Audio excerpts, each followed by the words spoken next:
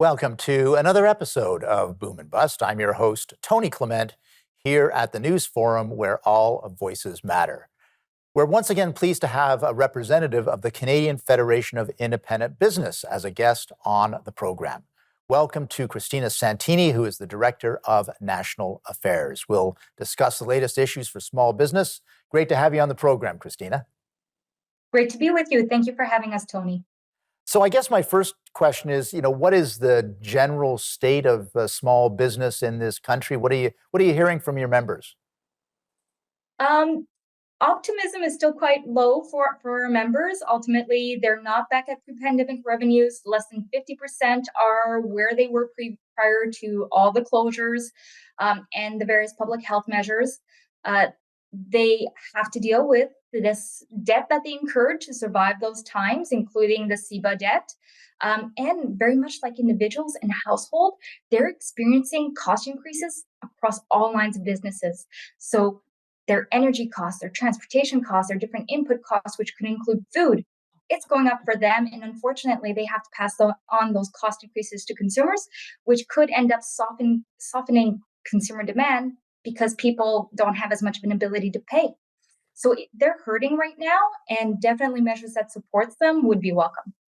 Yeah, and we'll definitely get into that. I can assure you of that. But I'm really interested in what you've just said about the cost of living for small businesses. People, consumers generally think of their own cost of living going up, which of course is manifested when they're trying to buy something a lot of the time. But it's the small businesses that are facing it on the front lines as well. That's what you're hearing. Absolutely. All input costs have gone up in recent years. First and foremost, energy costs, and that's the same for a household. It costs a lot more to keep a home heated. Um, Electricity costs, as well as insurance costs, those have gone up quite a bit. So we're hearing it from our members, and they're looking for relief from all of these cost increases. And they're also trying to help support their employees and increasing wages to the extent that they can while remaining viable and competitive.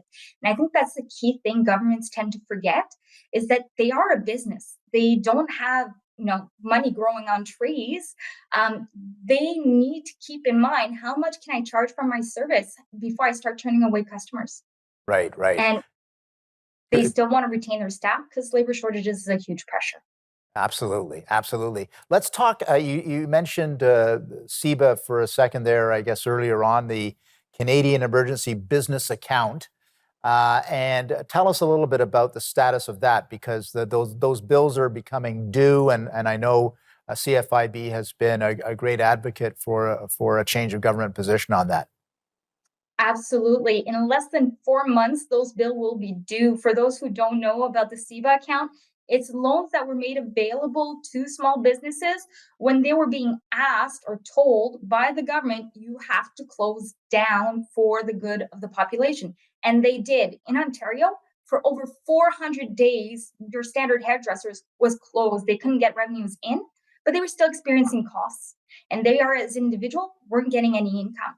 So now they're not fully back to normal. As I referenced, revenues aren't there. People are making choices as to where they're spending. We're just asking for more time to pay it back. Push the deadline back to December 2025. Give them 3 good years out of pandemic restrictions to be able to pay it back. And what sort of response are you getting from the federal government on that, Christina? Some parties have voiced their support, and we very much appreciate that. The Bloc has called on for more flexibility, the NDP and the Green Party. We're hoping to hear something from the Conservatives and the Liberal government in the weeks to come as the House comes back. Something that demonstrates that they've been hearing our plea and the plea of many employer associations and small business associations across the country. Yeah, I would think that it's going to be pretty impossible for some of these businesses to pay it back on time, right? That's correct. We've surveyed our members as of March of this year. 43% did not feel that they would be in a position to pay it back this year. 47% said they could pay it back, but 50% of them would struggle. I know I'm throwing a lot of information back at you and a lot of statistics. Ultimately, small business owner would really like to have this deadline extended. Only 10% of them as of March had been able to pay it back.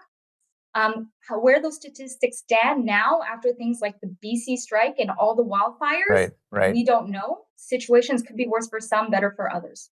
We're going to take a brief break with our guest, Christina Santini from the CFIB. We'll be back after these messages. Please stay with us.